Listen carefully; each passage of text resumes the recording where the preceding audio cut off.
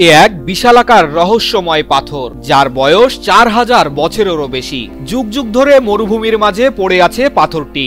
অবাক করা বিষয় হলো বিশালাকার পাথরটি মাঝখান থেকে সমান করে কাটা। দেখে মনে হবে একটি শক্তিশালী লেজার রশ্মি দিয়ে পাথরটি মাঝ বরাবর কাটা হয়েছে। তবে 4000 বছর আগে তো আর এখনকার মতো উন্নত প্রযুক্তি ছিল না। তখন তো লেজার রশ্মিও ব্যবহার হতো না, তাহলে এতটা নিখুঁতভাবে রহস্যময় পাথরটি কাটলো কি করে? এই পাথরখণ্ডের নাম হলো আল নাসলা। বিশ্ববিখ্যাত এই পাথর দুটি বড় বেলে পাথরের সমন্বয়ে গঠিত। সৌদি আরবের তাইমা মরুদ্যানে গেলে এই পাথরটির দেখা মিলবে।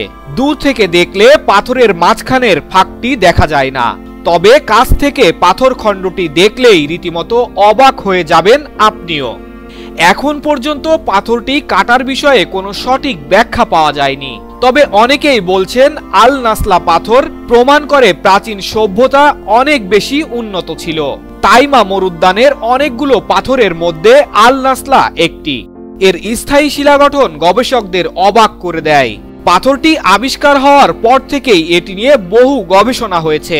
ঐতিহাসিকদের মধ্যে পাথরটি বিভ্রান্তি সৃষ্টি করলেও এটি কোন স্থান থেকে এসেছে বা কিভাবে কাটা হয়েছে তার ব্যাখ্যা কেউ দিতে পারেননি।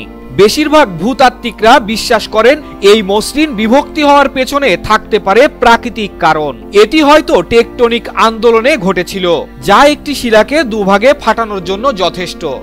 বিজ্ঞানীরা এমনটা বিশ্বাস করলেও সাধারণ মানুষ কিন্তু এসব ব্যাখ্যা মানেন না।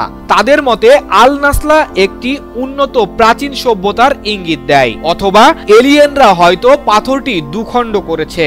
যদিও এই দুই তত্ত্বই অসম্ভব বলে ধারণা করেন বিজ্ঞানীরা।